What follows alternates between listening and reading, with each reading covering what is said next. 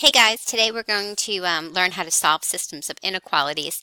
You just had your assessment on solving systems of equations, only now instead of having an equation, we're going to have inequalities.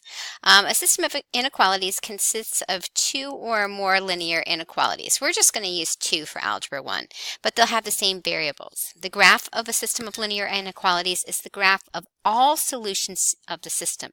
So you're going to have a number of solutions. The area where the shading overlaps represents all solutions of the system. Okay, a couple things to remember. Well, remember that when you multiply or divide by a negative, you must flip the inequality symbol. Okay, so the first step, you want to graph each inequality. Remember, you're going to use a dashed line. Okay, and we did this in our homework last night. Dashed line for less than or greater than, and a solid line if you have less than, equal to, or greater than or equal to. All right. The area where the graphs overlap represent the solution of the system.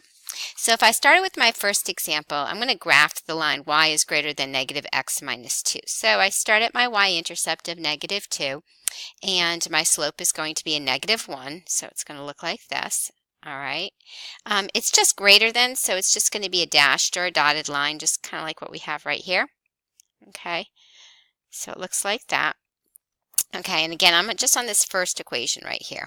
Okay, so then we're going to figure out how to shade it. So for the first equation, I'm going to check the point 0, 0 right here.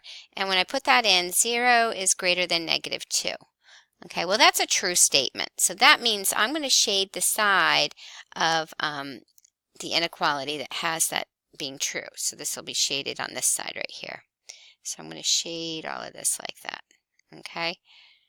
All right, and for this exercise, you're going to want to have two different colored, whether we use crayons or highlighters. I'd recommend maybe colored pencil or crayon. Don't use a highlighter; it will bleed through. Okay, now the second one, second line that we're going to graph, I'll do that one in red here. Okay, number 2. Whoops, let's change that back to pen. Number 2, and it's not red.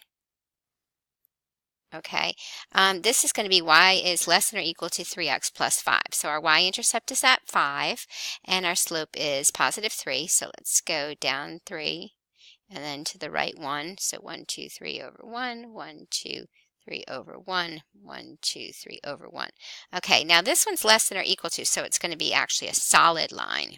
Okay, so I'm going to make this solid line like that.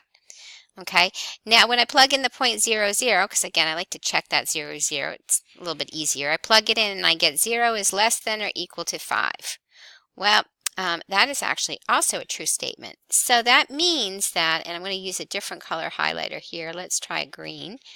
Okay, so that means when I shade on this side, and remember I'm working with the red line, so I'm going to shade this right in through here. Okay, and this is kind of hard to see, but the area that I'm interested in is the double shaded area. So you can see the solution set is actually, it's not really going through here, is this whole area in through here. And these are all of the solutions. Okay, everything in that double shaded, kind of that green yellow area. So not down here, but not down in this area, but all in this area here. So say I had the point 2, 2, that would be the solution set. 2, 1, 3, 1, anything in here. And as long as it's on the dotted line, it's included in. But if it's in the dashed line, right on the dashed line, it's not included in the solution set. Okay, but it is when it's on a solid line. So let's try number 2. Okay, so for number 2, and a lot of times, like in this case, we're already in slope-intercept form, so it's kind of nice. Y is less than x minus 4, so 1, 2, 3, 4. There's our y-intercept, and our slope is positive 1, so we're going to go like this. Okay, it's just less than, so it's going to be a dashed line or a dotted line, just like this. And we're going to check the point 0, 0 again. In this case, 0 is less than negative 4. In that case, that's a false statement. So when I tested that point 0, 0, I'm now going to shade the other side of the line like that. Okay, all right, because that was a false statement. Okay, but now if I jump to the next line, let's do this. Let's get y is greater than or equal to negative x plus 3. Our y-intercept is at 3. Let's change this again to red.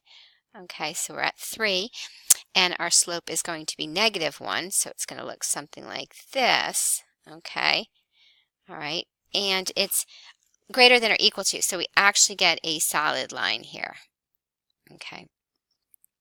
Okay, and so we're checking the point 0, 0, so we're going to get 0 is greater than or equal to 3.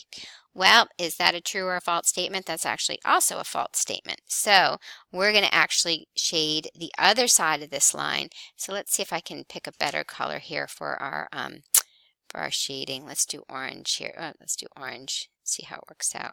Okay, so when I do that, you can see this a little bit better. Your solution set is the double shaded area, so it's right in here.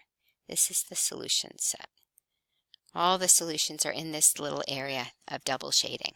Okay, so moving on, let's make sure, okay, if I look at that, if I go to the next one, let's go to number 3. Okay, sometimes you're not always going to be in slope-intercept form, so we're going to put our equation in slope-intercept form, and we're going to remember that if we multiply or divide by the negative, we're going to flip the inequality. So number 3 rather, y is going to be less than negative 2x, plus, minus 3. So it's negative 2x minus 3. Okay, let me rewrite this one. My pen's acting a little funny. Okay, y is less than negative 2x minus 3. So when I graph that, I've got my minus 3. My slope is going to be a negative 2, so I'm going to rise 2 and over 1, rise 2 over 1, rise 2 over 1. Okay, it's going to be a dashed line, so it's going to look like this. Okay, and when I check the point 0, 0, I put it in, I get 0 is less than 0 minus 3, 0 is less than negative 3. That's a false statement. So the point 0, 0, I'm actually going to shade the other side like this. Okay, so now I'm going to work with the other line. Okay, the other line that I'm working with, let's do that in red. Negative y is going to be less than or equal to negative 2x minus 1. But when I divide by negative 1, I end up with y, and I switch it, is greater than or equal to 2x plus 1. Okay, so I'm going to start out at my y-intercept of 1. My slope is going to be 2. So it's going to look like this. Okay, and it's going to be a solid line. So it's going to go up like this. Okay, when I test the point 0, 0, I get 0 is greater than or equal to 1. Well, that's a false statement. So that means this point 0, 0, I'm not going to shade there, but I'm going to shade the other side. So I'm going to do the other side of that line, working with a red. So when I do that, it's actually in through here that it's double shaded. So I'll just do one side of it right here. So my solution set is right in through here. This is the solution. All the solutions are right there. Okay, so why don't you pause right now, and why don't you try number 4, 5, and 6, okay? And then you can start the video back up again and just check your answers. Okay, welcome back. All right, this is y is greater than negative 3x minus 3, and I'll go kind of fast here. If you put this in slope-intercept form, y is going to be less than negative 1/2 x plus 2. So your two graphs, you're going to start at negative 3. Your slope is negative 3, 1, 2, 3 over, 1, 2, 3 over. Okay, and that's going to be a dashed line. Okay, the other equation, you're going to start at negative 2. Okay. Negative 1/2 x, that's plus 2, so it's going to start here at positive 2, and your slope is negative 1/2, so you're going to go down 1 and over, down 1 and over 2. Again, this one is also a dashed line. Okay, and if you had done it correctly, if you shaded correctly, and again, I'm going pretty fast, your solution set is going to be right in through here. Okay. All right, so I want you now to check the answer key on the website and make sure that you got the answers for number 5 and 6 correct. But we're going to move on to 7 and 8. We're going to go kind of backwards. Okay, so for purposes of this video, I want to go to 7 and 8 right here. Let's see how much time I've got left. Okay, so, all right, number 7. All right, when we do this, okay, the system of linear, and we're going to write the system. So we want to identify the slope and the y-intercept for each one of these lines. Okay, so in this case, this line right here, we'll call this A. Whoops, call this one A. All right, let's do that in blue. All right, A is, or I don't know why it's not changing colors on me. Come on, change. Okay, for that one, my slope, my y, I like to start at my y-intercept. My B is 2, okay, and my slope for line A, if I start at 2, I'm going to do rise 1 and to the left 2, so my slope is -1/2. Okay, so the equation of that line is going to be y, and then I've got -1/2 x plus 2. Okay, but it's a true statement because if you notice, the double shaded area means that we're actually shading below the line here. So in order for that to be true, you look at it and you say, well, if I put in 0, 0, I would have 0 and then I would have 2. What would make that true? Well, 0 is less than 2. So we'll make it less than, but it's also a dashed line. So we're going to keep it as y is less than -1/2 x plus 2. Okay, now the other line that we have, whoops, that erased a little too much.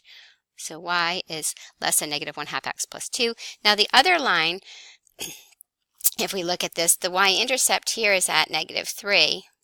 Okay, all right, so, well, our y-intercept, sorry, I'm a little off here. Should be our y-intercept, or our b, is equal to -3. And here our slope is 1, 2, 3 over 1. Our slope is also -3. So the equation of that line is going to be y, and we've got -3x minus 3. So in this case, the point 0, 0 is actually going to also be true. So if we put in 0 and -3, we would see that 0 is greater than -3x. So this would be the solution. Okay? So I want you guys to try 8, 9, and 10 and compare them to the answer key that's on Student View.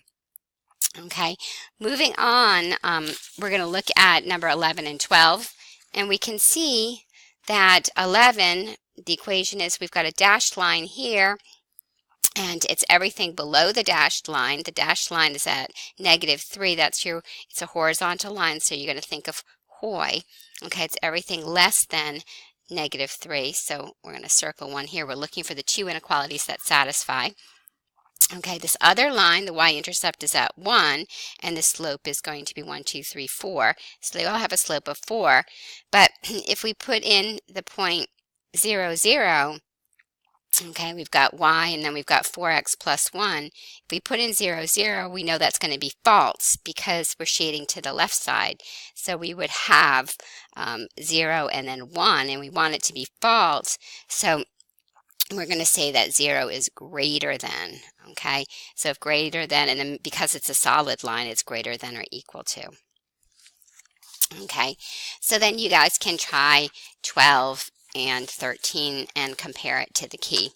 Okay, now the last part of the notes, all we're doing is going through and looking to see if the systems of inequalities satisfy the inequality. And all we do is we plug in. Julie Pearson, please report to the main Okay, office. you're going to plug in the values Please report to the main office. Your parent has arrived.